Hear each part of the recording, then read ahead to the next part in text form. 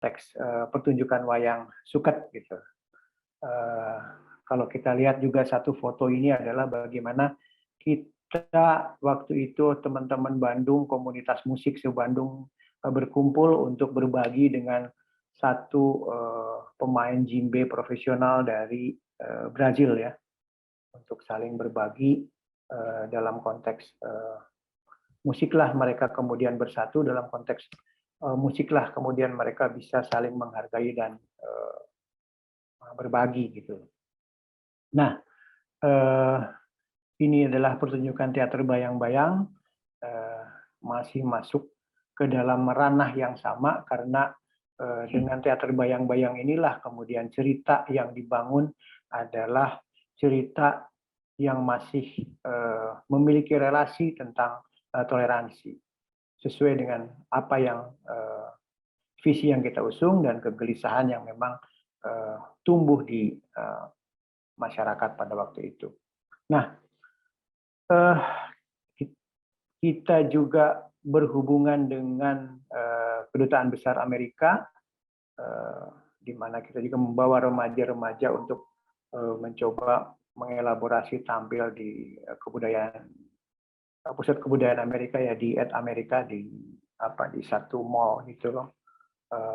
Mereka saling berinteraksi juga dalam konteks musik sebagai media untuk membuka ruang-ruang perjumpaan berpikir dalam konteks keberagaman dan kebersamaan.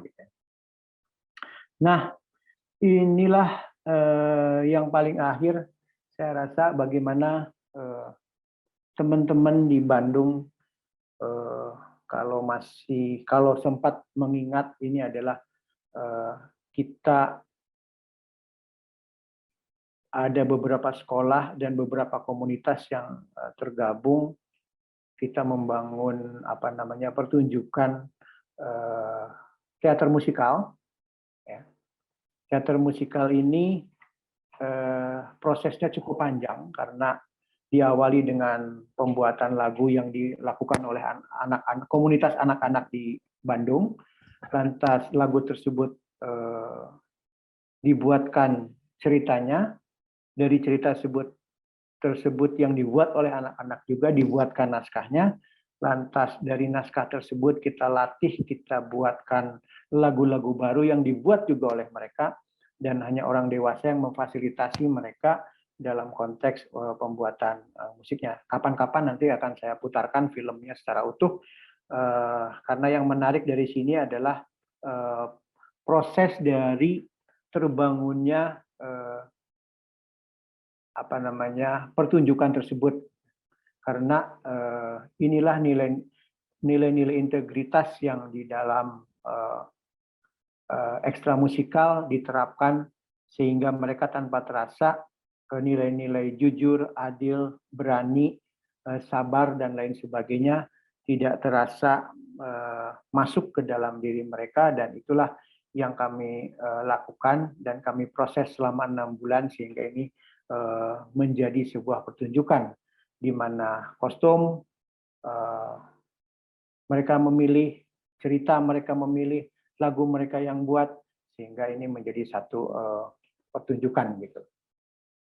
Nah, disinilah ada sekitar 10 sekolah dasar, 5 sekolah lanjutan pertama, dan ada sekitar 15 komunitas yang terlibat di dalam proyek pengembangan nilai-nilai integritas melalui musik ini. Nah, bagaimana kita lantas kemudian bisa membangun kemitraan ini, kita bisa melakukan ini semua, kita juga bermitra dengan Kementerian Pendidikan, KPK, BPIP, Puskurbuk, dan lain sebagainya, JNICC, Inspirit, Kemenrum Network, Jia Media, dan lain sebagainya. Inilah yang menjadi mitra-mitra kita di dalam proses pengembangan bagaimana membangun jejaring komunitas yang kemudian sama-sama mengembangkannya di dalam konteks seni, dalam konteks keberagaman, dalam konteks musik itu sendiri. Demikian, ini hanya sekedar pengalaman saya. Semoga ini bisa kita membuka ruang-ruang diskusi dalam konteks ini. Kita bisa melihat perspektif di dalam Collegio Musicum ini, karena walaupun bagaimana, tentu saja sharing sangat dibutuhkan untuk mengembangkan proyek-proyek berikutnya. Sekian Pak Zia, terima kasih. Terima kasih Pak Jailani. Terima kasih Manjai nih. Bisa di-mute sebentar.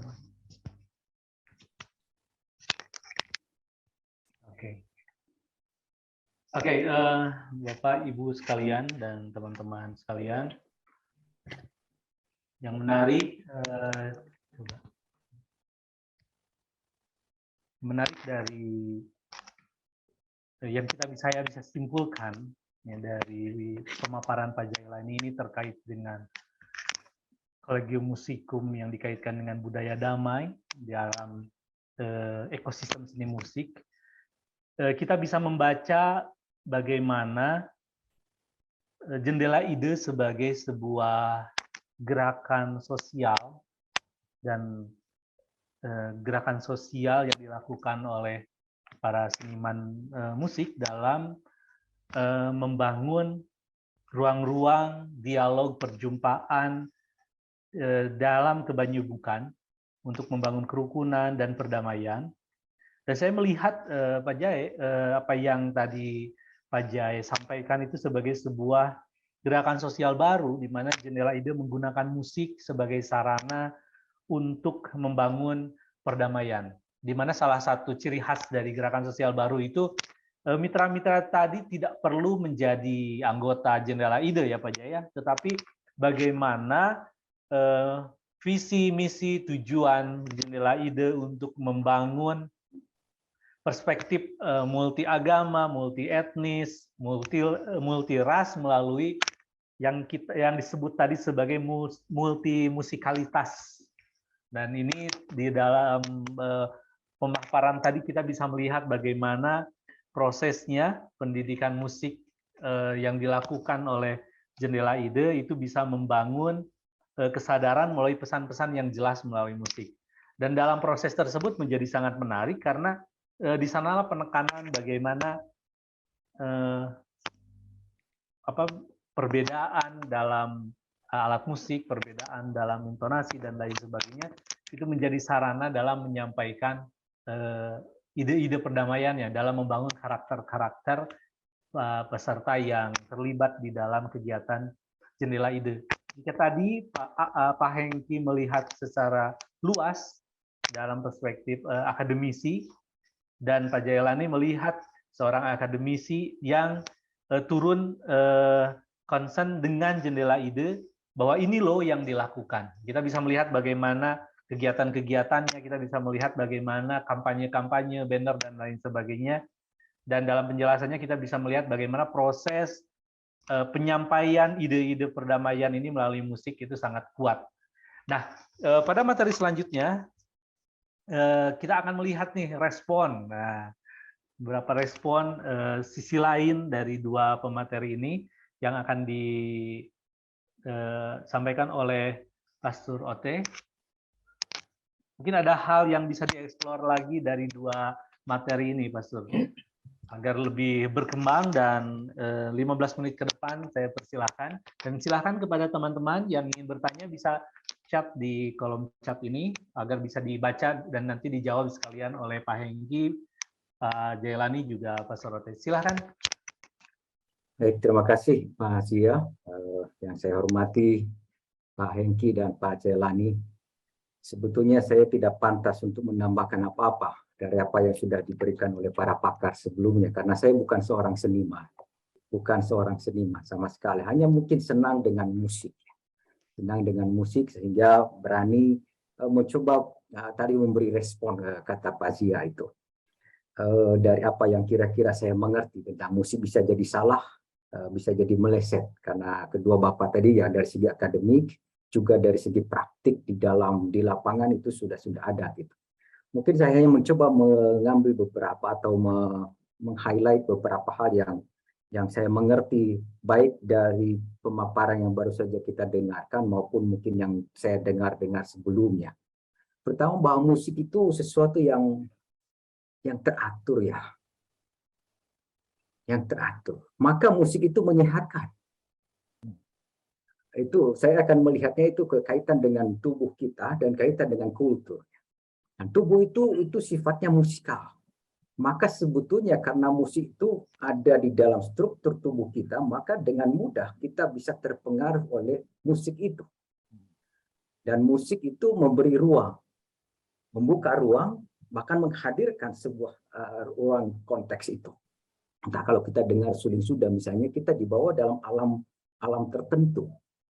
Nah, saya mengerti misalnya ketika tifa untuk di budaya Papua, khususnya di Asmat, begitu tifa bunyi itu mereka tidak bisa menahan badan untuk bergerak. Dan bahkan menciptakan ruang juga seperti gerak dangdut itu, musik dangdut berbeda, langsung mempengaruhi tubuh kita. Nanti kalau sudah pocok-pocok beda lagi. Atau yang lain lagi itu betul-betul itu. Jadi musik itu menciptakan ruang. Dan tadi sudah disampaikan bahwa musik itu bersifat publik, bahasa universal. Musik itu baru berarti ketika dia ada bersama dengan orang lain. Ketika diperdengarkan ke orang lain. Seorang seniman tidak akan menjadi seniman ketika dia hanya untuk diri sendiri, tapi ketika itu menjadi konsumsi publik, maka dia bisa diapresiasi. Bahasa universal yang bisa diterima oleh siapa saja. Dan kita tahu bahwa musik itu senantiasa ada bersama kita. Entah kita sadari atau tidak, tetapi selalu ada bersama kita. Nah, musik itu mengajak kita untuk jujur ya. Musik menurut saya tidak mudah untuk direkayasa. Mungkin kata-kata bisa direkayasa, kata-kata bisa direkayasa, bisa diplesetkan. Tapi musik itu mengajak kita untuk jujur. Apakah saya tersentuh atau saya senang atau tidak. Nah, sehingga kalau saya sebut musik itu menyentuh sensibilitas, masuk ke kedalaman. Nah, maka tidak heran ketika para filsuf mengatakan musik itu sebagai the ultimate beauty. Keindahan terdalam. Bahkan Nietzsche, seorang filsuf, juga mengatakan bahwa musik itu merupakan bahasa langsung dari kehendak. Bahasa langsung dari kehendak. Jadi apa yang muncul ada di dalam diri kita ekspresikan. Dan tadi sifatnya teratur. Nah, kalau kita lihat dari beberapa elemen yang musik, misalnya salah satunya ritme. Itu sebetulnya itu juga gambaran dari tubuh kita. Ketika nafas kita teratur, dan itu maka tadi saya katakan di dalam diri kita sudah ada unsur-unsur musikal, maka kita dengan mudah dipengaruhi oleh musik. Nah, keteraturan itu menjadi sebuah ritme di dalam kehidupan kita, dan ada berbagai macam ritme. Ada ritme alam semesta. Keteraturan alam semesta itu sehingga tidak terjadi kehancuran, kekacauan. Nah, di dalam hidup kita.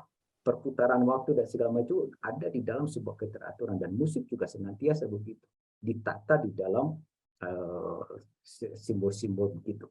Dan musik itu juga menghargai keberagaman. Ya, tadi sudah disampaikan oleh para pembicara sebelum, menghargai keberagaman. Ya, jadi juga tidak mengatakan saya lebih hebat dari yang lain. Musik do, re, mi, fa, sol itu masing-masing punya posisi. Dan do menjadi berarti karena ada re. Re menjadi berarti karena ada not yang lain.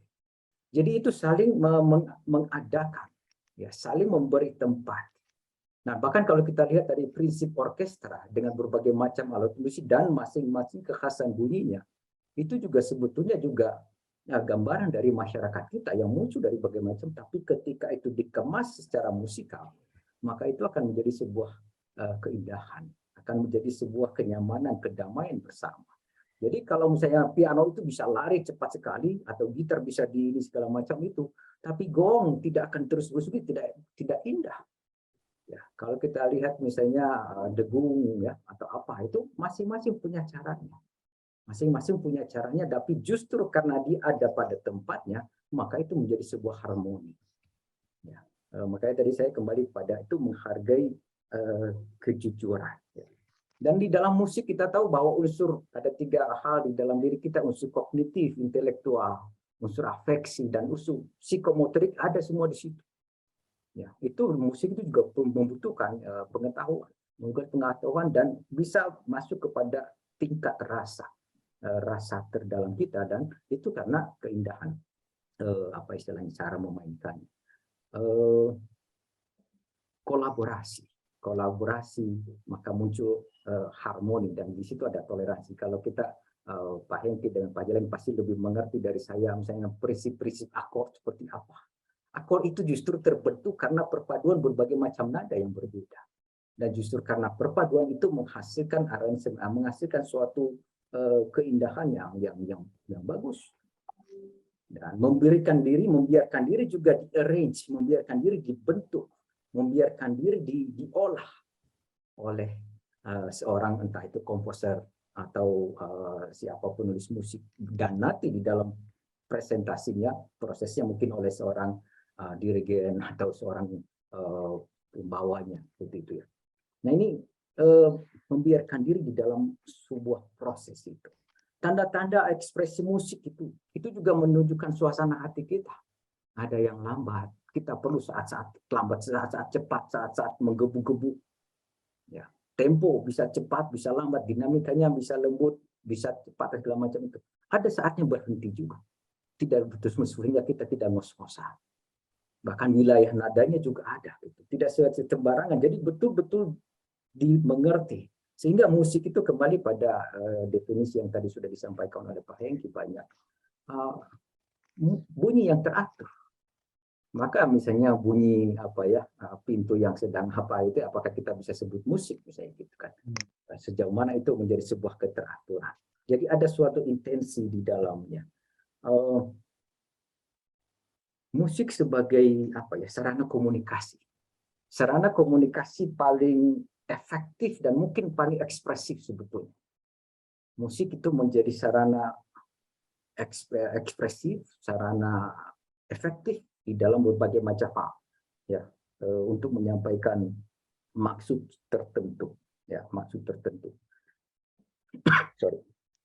Nah, ada tadi misalnya beberapa tadi yang sudah jadi kita lihat contoh misalnya dari jendela ide, bagaimana mereka memadukan, dan itu pada akhirnya tidak hanya musiknya, tetapi lebih pada hidup sosial. Nah, maka selain musik itu sebagai bahasa universal, itu juga merupakan ekspresi dari kultur. Maka tadi kemudian kita mengenal ada musik Sunda, ada musik Papua, ada musik apa segala macam itu membentuk kelompok-kelompok tertentu karena menghadirkan ruang. Ya, itu juga berkaitan dengan identitas sebuah kelompok masyarakat atau identitas sebuah kelompok musik misalnya gitu. Nah, saya hanya mencoba menekankan karena ini temanya kan berkaitan dengan membangun ruang budaya damai. Nah, bagaimana musik ini menjadi menjadi semacam pattern ya untuk hidup kita, itu dalam hidup bersama. Kita tahu bahwa kita masing-masing punya keunikan. Musik juga punya keunikan, dan justru keunikan itu, dan kita menghargai keunikan itu, maka muncullah musik yang indah. Di dalam hidup bermasyarakat, kita berasal dari berbagai macam latar belakang yang berbeda. Tetapi saya rasa latar depan kita adalah sesuatu yang kita harapkan bersama, itu kedamaian, harmoni. Nah, itu dalam bahasa musik itu harmoni. Bisa jadi beda-beda. Nah, itu juga tadi, akord itu dibentuk dari not-not yang berbeda, tetapi menghadirkan harmoni yang luar biasa, yang bisa menggetarkan jiwa, bisa menggetarkan, ya, bisa mungkin juga meluluhkan hati kita kedua, dari sekaligus juga membakar semangat. Nah, tadi sudah disampaikan musik itu memerdekakan, sebuah ekspresi yang jujur, yang nyata di dalam kehendak kita, seperti kata Nietzsche tadi, sebuah dorongan langsung dari kehendak. Nah, musik membangkitkan register emosi gitu ya. Ada perasaan-perasaan barangkali yang muncul di dalam hidup kita. Nah, barangkali nanti pertanyaan sederhana ya untuk kedua pembicara sebelum Pak Hengki, Pak Jelani ya. Apakah musik itu bisa menjadi sumber konflik gitu ya?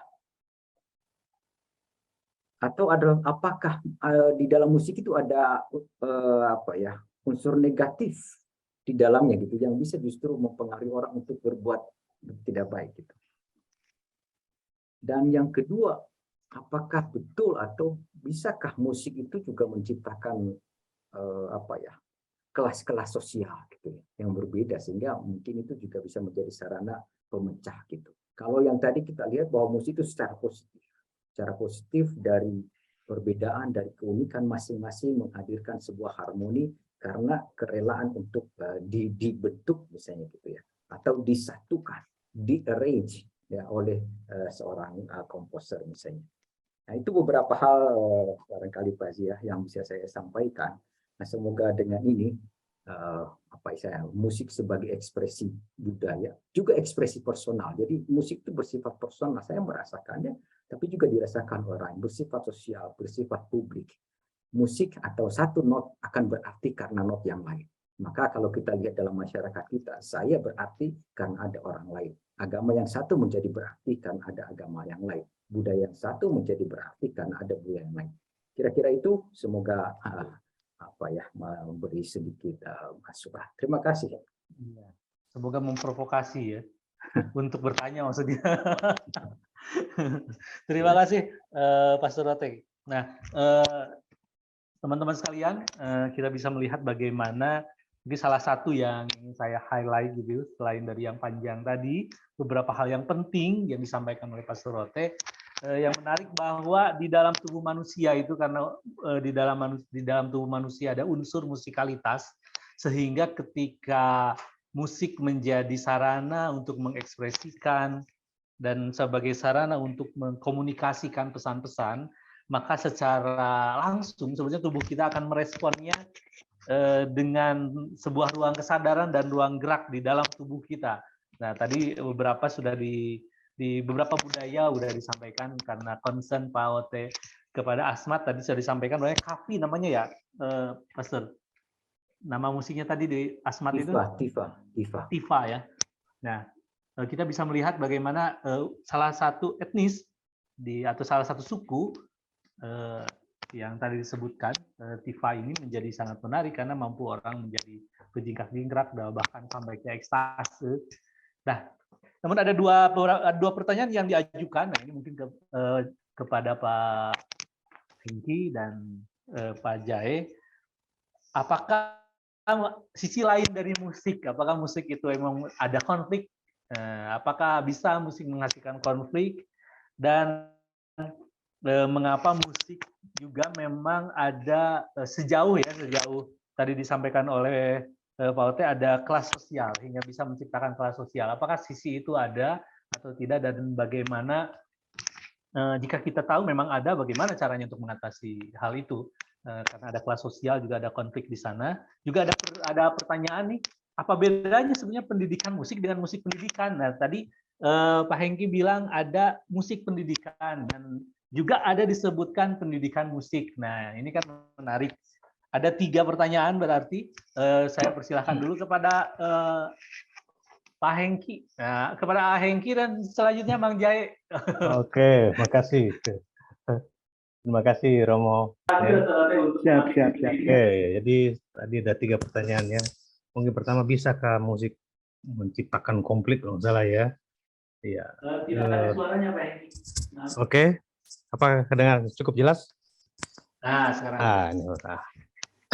Oke, baik, ada 3 pertanyaan dari Romo tadi. Yang pertama, apakah musik bisa menciptakan konflik? Nah, kita berbicara tadi kan musik dalam hubungannya dengan peran atau fungsi dalam kehidupan manusia kan. Padahal pada awalnya musik juga. Ya, halo. Apa jelas suaranya? Saya lepas ya. Pak Hengki suaranya nggak ada, Pak Hengki. Ya, halo. Ya, jelas. Jelas ya. Oke. Ya, jelas. Pertanyaan dari Romo, apakah pertama yang musik bisa menciptakan konflik gitu ya? Awalnya sih musik sebetulnya melepaskan diri dari moral gitu ya, berjalan sendiri dia, urusannya ya keindahan ekstasi sendiri dia. Kalau moral itu urusan baik buruk maupun urusan benar salah itu sendirilah wilayahnya. Musik melepaskan dia punya ini sendirilah. Kemudian dalam kehidupan sehari-hari manusia, musik memiliki sisi lain, yaitu musik fungsional, memiliki peran atau fungsi dalam kehidupan manusia yang saya sudah singgung beberapa tadi, termasuk salah satu yang musik untuk alat propaganda ya mungkin ya, contoh yang paling gampang lah, alat politik, ekonomi dan lain-lain. Ya itu sebetulnya yang menyebabkan konflik itu bukan musiknya, tapi musik diambil untuk menciptakan konflik. Contohnya capres nomor 1, artis-artisnya ngajak joget kan, terus di sebelah sana musik rock dipakai buat kelompok capres nomor 2 gitu kan. Nah itu ya konflik seperti itu. Jadi manusia memakai untuk konflik. Seperti contoh begini, dalam sebuah pagelaran rock kan terjadi perkelahian atau apa, lempar-lemparan botol dan apa. Kita mau langsung cepat, jangan-jangan musik itu menciptakan apa konflik atau apa insiden itu. Ternyata begitu diteliti itu yang menyebabkan terjadi insiden itu adalah kerumunan, bukan musiknya. Kerumunan ya mungkin sudah bercampur dengan macam-macam ya, ketidakpuasan di rumah, jadi apa hutang banyak itu berkumpul jadi satu kan, jadi orang-orang seperti itu kan. Tapi kalau kita melihat pegelaran rock yang musik seperti yang sangat heavy metal di lapangan dilakukan di negara-negara yang maju, saya kira aman-aman aja itu. Nah, jadi seperti itu. Kemudian tadi apakah musik bisa menciptakan stratifikasi sosial? Saya kira itu sama juga kasusnya. Biasanya kan orang membuat piramid, musik klasik itu ya kalangan elit lah, aristokrat, Wagner dan kawan-kawannya itu orang kerajaan. Kemudian ke bawahnya musik-musik apa, musik rakyat, ada musik jazz lah ya, sampai ke bawahnya ada pop, mungkin apa koplo tarling paling bawah itu, karena itu secara piramid juga paling banyak penggemarnya kan. Tapi ternyata tidak seperti itu. Hanya ulah para elit itu, kenapa musik klasik tidak dipegelarkan di kampung-kampung gitu kan, ya kan? Contohnya di Tomohon, di Seminari Tinggi Pineleng itu, di Tomohon itu kalau kita naik angkot itu, saya kaget juga. Angkot-angkot itu setel musiknya bah gitu loh, kantata gitu. Sampai sopirnya hafal juga. Jadi kalau dilihat musik dalam serata ini ya, serata kelasnya para imam dan aristokrat lah yang dengar kan. Tapi itu ternyata para sopir-sopir tahu lagu-lagu ini. Karena dalam apa namanya penetrasi diatonis di Manado itu apa di musik klasik itu masuk ke bawah itu oleh apa agen para siswa seminari itu, rakyat sekitarnya itu mengenal musik-musik klasik gitu, contohnya itu. Jadi bukan apa sertifikasi seperti itu. Nah, kelemahannya para musisi dan para apalah semua para pemimpin, para pegede itu membatasi musik klasik itu hanya ada di Kedutaan Indonesia Belanda itu, konsernya di Erasmus Kiss. Padahal sekali-sekali itu cobalah dibalik musik klasik diperdengarkan di mana-mana gitu. Musik jazz juga. Ya bagaimana orang masyarakat umum bisa mengapresiasi musik jazz? Nonton apa tiket Java Jazz kan tuh kelasnya biar orang nggak ngerti jazz juga ya nonton karena dia mampu membeli sebuah lifestyle gitu. Nah, masyarakat ada membuat kelompok-kelompok seperti itu. Musik sih santai aja. Kalau kita lihat musik jazz awalnya kan musik-musik kaum rendahan itu kan, orang para apa namanya itu para budak ya. Jadi sampai timbul nada blues itu saking nggak mampu nada mi itu nggak sampai di pitch itu karena lapar kan, jadi do re re do. Kalau do re mi itu udah kenyang berarti kan. Nah itu tapi kan itu menjadi style yang andalan Amerika, menjadi apa ikon dari produk apa industri budaya Amerika terus diekspor ke dunia lain gitu. Jadi saya kira apa sertifikasi sosial itu kelompok manusia yang membuat sendiri, melupakan bahwa ini seni untuk semua lah itu. Memang kerajaan dan apa membuat itu bahwa ada dikotomi musik adiluhung ya dan musik untuk rakyat gitu. Saya kira saya sendiri juga senang dengan musik-musik rakyat kok, nikmat juga itu. Itu nomor 2, nomor 3 apa tadi pertanyaan? Saya lupa tadi. Musik dan pendidikan. Pendidikan ya, pendidikan. Ya, sederhananya kalau bedanya. Musik pendidikan itu yang saya katakan tadi, musik pendidikan orientasi untuk membentuk karakter itu, karakter toleran, kreatif, inovatif, mandiri, disiplin itu musik pendidikan. Jadi melalui musik itu anak-anak diperkenalkan tentang bagaimana menghargai temannya yang berbeda, bagaimana menghargai instrumen yang berbeda, menghargai musik lain yang berbeda, terus disiplin, bagaimana dia kapan ketukannya masuk harus masuk, ya kan? Nah, itu musik pendidikan. Tapi pendidikan musik adalah musik yang sudah melembaga, ya seperti di sekolah-sekolah di jurusan musik Pasundan dengan problematikanya sendiri. Nah, kadang-kadang musik pendidikan itu musik yang tadinya ya ideal ya, gitu masuk dunia pendidikan malah menjadi problematik juga itu. Itu yang pendidikan musik. Jadi pendidikan musik itu ya Yamaha, Purwacaraka, apalagi itu. Oh, iya. Kira seperti itulah gampangnya. Oke, makasih, saya kira sementara itu dulu, nanti Kang Jaya menyempurnakan. Ya, maaf tadi terlempar koneksinya kurang bagus ini. Oke, tadi yang pertanyaan Pastor itu tentang bagaimana apakah konflik dan kelas sosial. Nah, itulah saya rasa ini yang selalu menjadi problem ya, bahwa saya rasa musik tidak bisa dipersalahkan bahwa musik memiliki masalah dengan itu, tapi bagaimana manusia yang mempermasalahkan dengan irama, manusia yang mempermasalahkan dengan syair, sehingga dengan ekstra musikalnya gitu. Itulah yang kemudian yang saya katakan, yang saya koreksi dari pendapat Romo bahwa musik itu bukan bahasa universal, tapi memiliki potensi universal, iya. Gitu.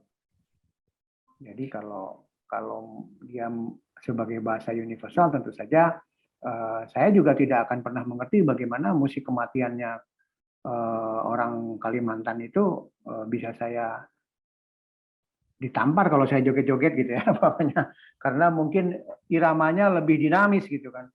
Namun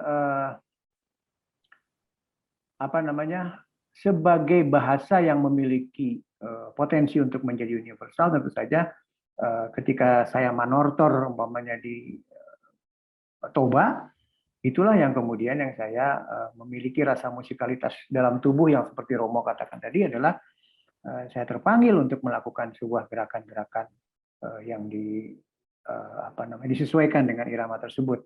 Nah, itu juga yang kemudian dengan potensi-potensi musik tersebut yang saya lakukan di komunitas saya untuk kemudian saya sebarkan saya tularkan kepada komunitas-komunitas lain untuk saling bagaimana perbedaan tersebut dihargai, bagaimana perbedaan tersebut bukan untuk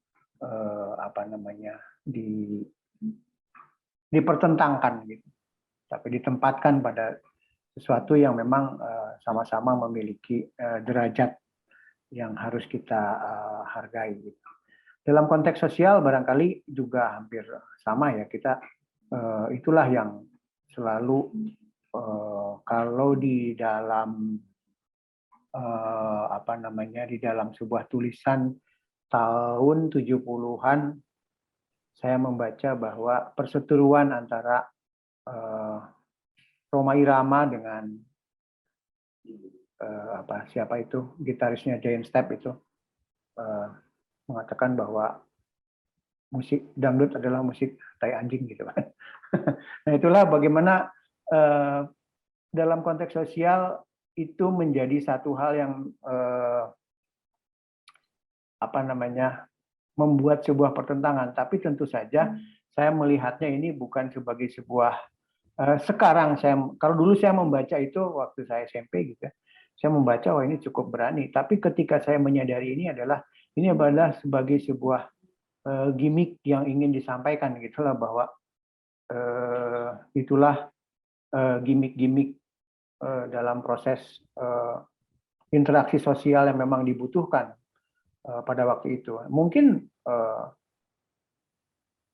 Bang Roma atau Giant Step juga dalam hal ini Kang Benny Subarja tidak menyadari ini sebagai sebuah perseteruan. tapi juga tidak menyadari bahwa ini adalah sebagai sebuah apa namanya rekayasa, tapi ini adalah sebuah apa namanya ya mengalir begitu saja sebagai sebuah cibiran atau cacian, seperti halnya ketika kata-kata genre dangdut itu diluncurkan, karena dangdut itu kan lahir juga dari sebuah pertentangan ya, bukan pertentangan, lahir dari sebuah kalimat pelecehan menurut saya. Kalau sekarang pelecehan ya. Jadi dulu orang kan bilang dangdut lu gitu, seperti orang mau itu. Walaupun mungkin kata-kata itu diambil dari bunyi-bunyian yang ada di dalam genre tersebut gitu ya. Tapi itu jelas menunjukkan bahwa itu adalah kalimat yang melecehkan gitu. Karena menurut saya yang saya baca, yang saya teliti juga pada waktu itu tidak ada sebuah kelompok musik dangdut yang berani memproklamasikan diri sebagai grup dangdut. Dia menyatakan dirinya sebagai orkes Melayu gitu. Kalau saya baca gitu ya. Baru sekitar tahun 90-an lah gitu.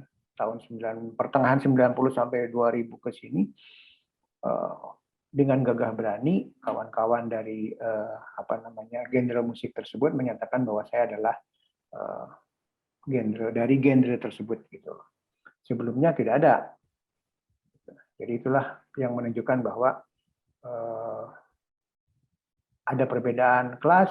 Oh, itu dipicu oleh saya rasa peristiwa-peristiwa tahun 70 memang menarik untuk menjadikan sebuah pertentangan gaya bermusik yang memang menjadi satu gimmick tertentu pada masanya. Terkait dengan pertanyaan pendidikan musik atau musik pendidikan, saya ini adalah barangkali produk dari pendidikan musik, di mana saya mungkin dimasuk ke dalam ruang-ruang pendidikan yang memang institusinya memang mengajarkan musik, walaupun pilihan saya di dalam institusi tersebut adalah saya tidak masuk ke dalam wilayah tersebut gitu, tapi saya memandang musik sebagai pada akhirnya menjadi sebuah media. Jadi itulah perbedaan antara musik untuk pendidikan atau pendidikan musik gitu.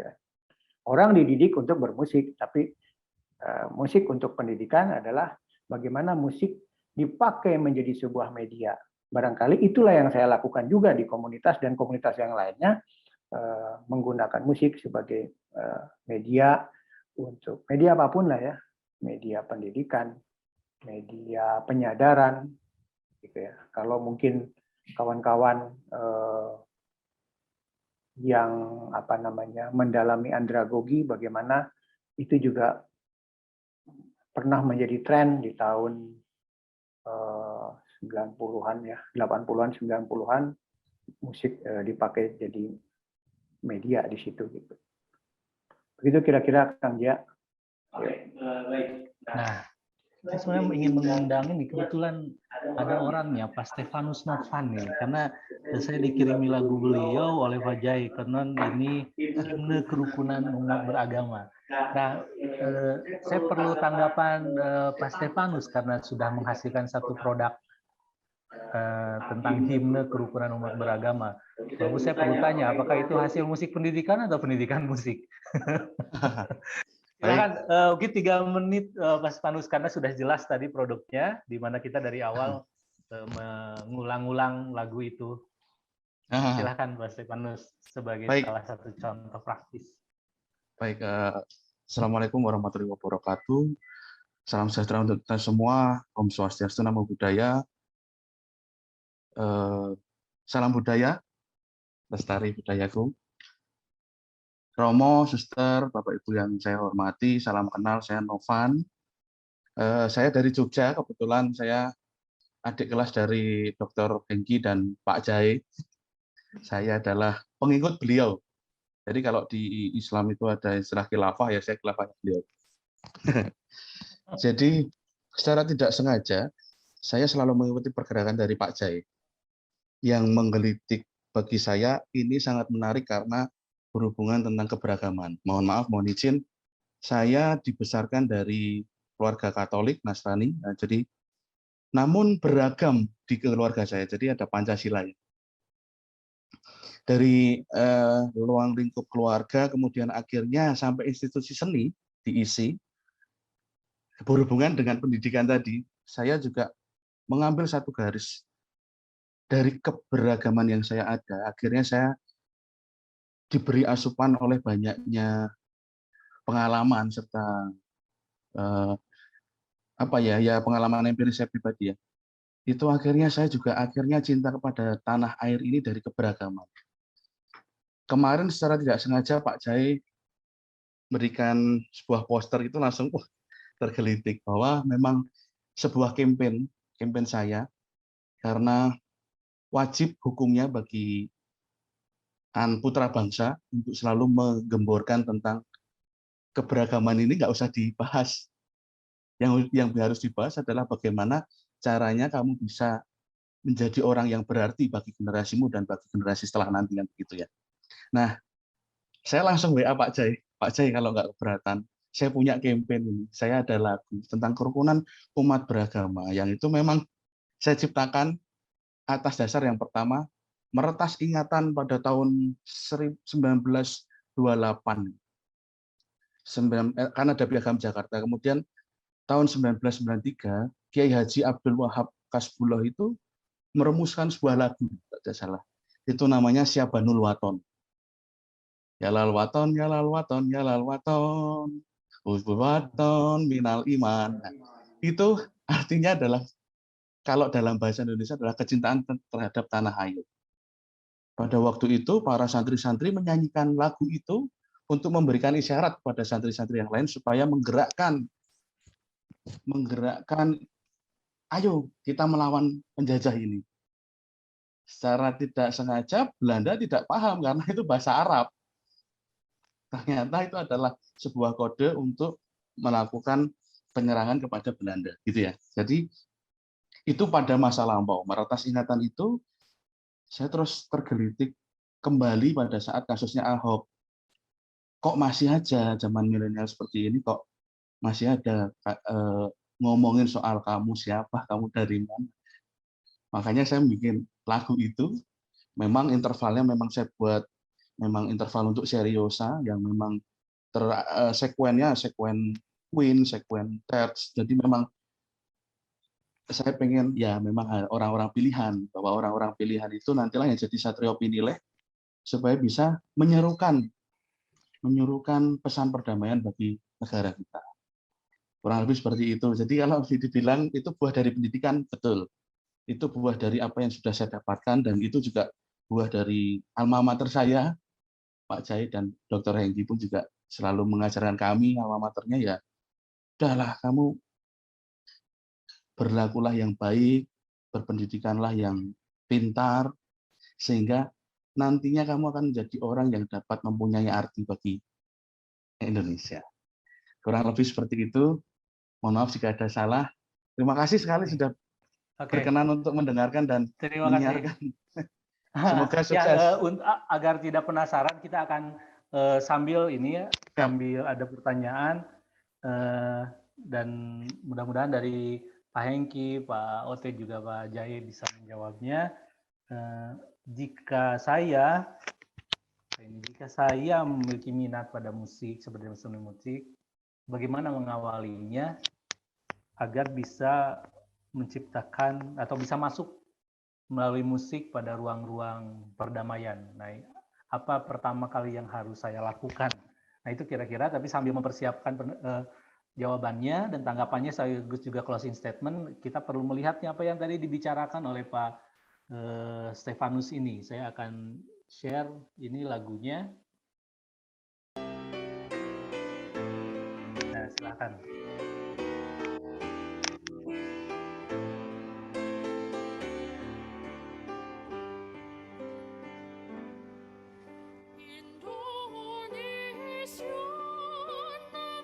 Indonesia,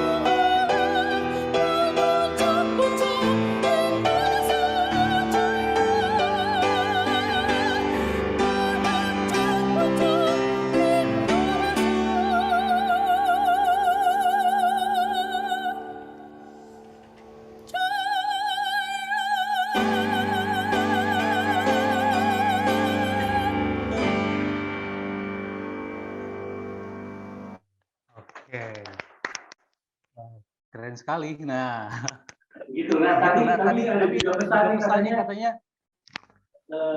yang menguatkan juga dong diperlihatkan bagaimana musik ini membangun nasionalisme, tetapi narasinya pakai yang tadi disampaikan oleh Pak Stefanus, Kiai Hasbullah ya, tahun berapa?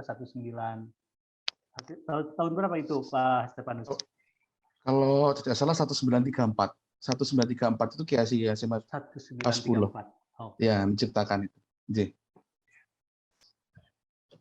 Oke, Menciptakan nah, lagu share dulu nih. ya lagu Syahbanul Waton. Oke. Kira ini lagunya ya.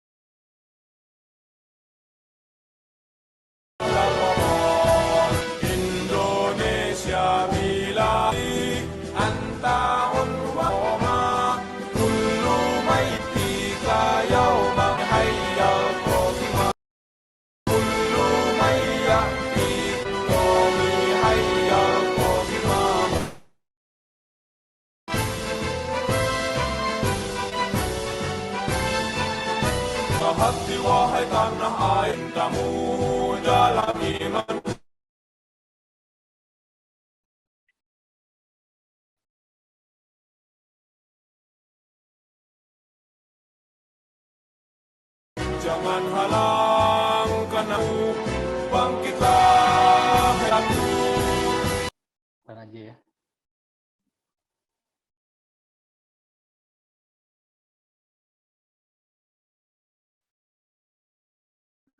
Oke, sorry buffering lagi wifi di kami. Ini sebagai closing statement aja, lalu kita sebagai generasi dari mana, gimana caranya mulainya gitu, dan mungkin juga berupa tanggapan.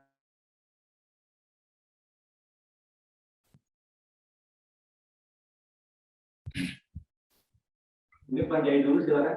Oke, saya rasa closing statement dari saya adalah bagaimana kita memaknai keberagaman, bagaimana kita memaknai perbedaan sehingga kita harus menghasilkan generasi-generasi yang menciptakan perdamaian di tengah-tengah banyak disrupsi ini.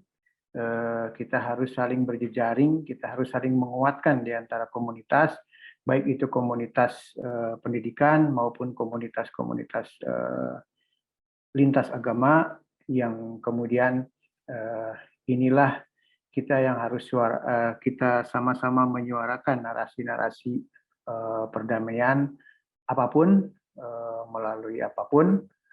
Kalau saya hanya mampu barangkali dengan musik, maka saya akan terus mencoba membangun narasi ini agar sampai dan bisa menjadi satu bagian dari masyarakat yang saling menguatkan satu sama lainnya. Begitu Pak Zia. Dari Pak Surote dulu, setelah itu dari Pak Hengki untuk menanggapi close dan closing statement. Siapa? Sarah ya? Pak ini dulu, Pak Surote aja dulu. Pastor dulu ya. Oke, terima kasih. Lalu Pak Hengki sebagai closing Ya, tadi ada statement dan pertanyaan. doa penutup kayaknya Pak Hengki. Silakan Pak Sar. Oke, ada pertanyaan Yang tadi. mengawalinya dari mana? Mulai dari mana ya? Ya, mulai dari yang mudah saja sebetulnya. Apa yang bisa dilakukan gitu ya. Kalau kita sudah mikirin susah untuk membuat musik, maka tidak akan pernah jadi. Jadi jangan pakai password sulit atau susah gitu. Tapi mulai dari yang ada. Kalau memang mulai dari lirik, ya mulai dari itu. Lalu kira-kira kemudian bikin melodinya seperti apa. Atau kalau punya melodi yang indah, lalu kemudian kata-kata apa yang cocok kira-kira. Saya pernah membuat lagu sederhana karena memang sebatas itu yang saya tahu. Dan saya bukan hasil didikan juga, saya tidak melalui pendidikan musik seperti tadi dikatakan, hanya satu ketergarakan Nikmat musik ya. ungkapan hatinya. Dan mulai dari yang mudah, mulai dari yang gampang, mulai yang saya bisa gitu. Dan musiknya tentu saja tidak sehebat tadi Mas Novan ya, karena itu memang luar biasa gitu ya. Nah, kalau saya itu musik yang sekali dengar, sekali bisa diikuti oleh orang. Nah itu memang itu yang saya bisa gitu, kesederhanaan. Dan mungkin kayak apa ya yang bisa diberikan itu yang tadi saya katakan ya, mulai dari apa yang bisa dilakukan mulai dengan mudah. Lalu sebagai closing statement ya, satu nada akan berarti karena nada yang lain. Kita dalam masyarakat saya berarti karena ada teman-teman juga akan menjadi lebih berarti lagi, lebih berkualitas karena mungkin pengaruh dari saya juga. Jadi mari kita saling mempengaruhi untuk sesuatu yang positif, membawa damai harmoni. Terima kasih.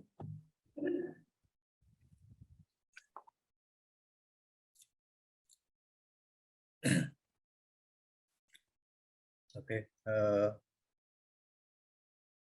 mungkin apa dari saya ya, sebagai closing statement, saya kira musik itu punya kelenturan ya, dia bisa masuk segala komunitas, segala kalangan sebetulnya, asal kita bisa memahami bahwa ada beraneka ragam ya. Baik, terima kasih. Rote, indah sekali. Silahkan. Pak Hengki, silahkan. Mulai dari yang mudah. Oke, mulai dari muda, benar tuh. Kita mesti kaum muda. Jadi ya itu, dibikin muda gitu loh. Jadi muda. Kalau tadi ada lawannya damai kan ada segala macam lah, yang bersumber dari ketidakadilan, ketidakpuasan dan segala macamnya itu kan. Ya, kita mulai dari muda. Musik itu punya peluang untuk yang lentur, bisa masuk ke segala kalangan ya. Untuk garis yang terbentang itu bisa cair kalau musik ya. Asal kita memahami ya musik apa aja, musik bermacam-macam ya. Contohnya yang dilakukan oleh para aktor-aktor di komunitas ya. Jadi komunitas itu sebagai, saya mengingatkan Kang Jaya, diperbanyak komunitas sebagai katup pengaman untuk kita mensosialisasikan ini melalui musik tuh. Contohnya yang dilakukan oleh seorang teman di Taman Surapati itu. Jadi setiap Sabtu itu berkumpul tuh, latihan musik setiap Sabtu, orang-orang miskin, orang-orang kaya menjadi satu tuh dalam musik tuh. Entah sebulan sekali atau seminggu sekali. Nah, para musisi-musisi atau penggerak-penggerak ini lakukan di kampung-kampung masing-masing kan. Nah, itu mulai membuat jarak itu, menghilangkan jarak antara kesenjangan itu sendiri itu. Mana kalau image-nya musik itu, belajarnya musik itu orang-orang kaya. Sekarang enggak, kita mencairkan itu. Kemudian musik punya keluasan untuk masuk ke karangan. Saya dengan musik tuh bisa main gitar tuh, berteman dengan preman-preman itu gampang tuh. Kang Jaya tahu tuh, orang preman itu ketemu kita tuh hormati minta ampun. Padahal kita nggak bisa berkelahi itu. Ya karena itu dengan musik tuh. Demikian juga ke kalangan atas. Dengan musik saya tuh kenal beberapa konglomerat lah, punya pulau, pesta. Jadi minimum kita bisa membisikkan ke mereka nikmatnya hidup berbagi itu gimana ya, seperti itu. Jadi sebagai aktor-aktor untuk menjadi katup pengaman, mau menebarkan kedamaian lah. Kira itu yang bisa saya share. Terima kasih.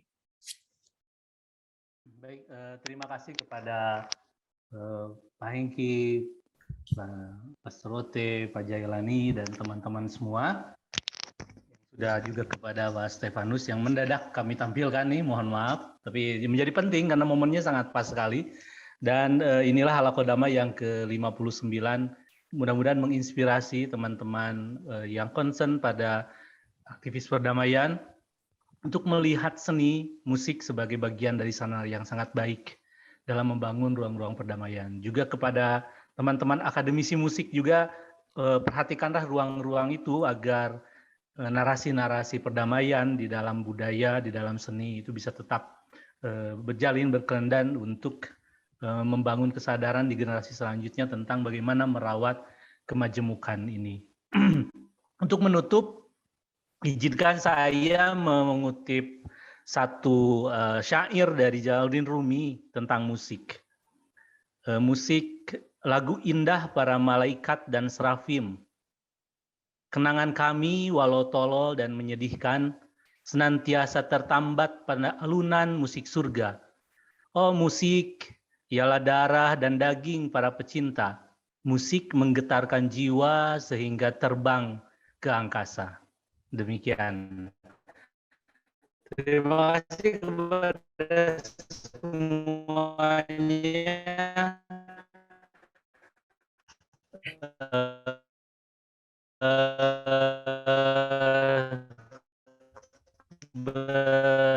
Ketemu lagi dengan kami di Halaqah Damai selanjutnya bagi tiap-tiap peserta di ruangan Zoom ini. Sekali lagi kami terima kasih. Assalamualaikum warahmatullahi wabarakatuh.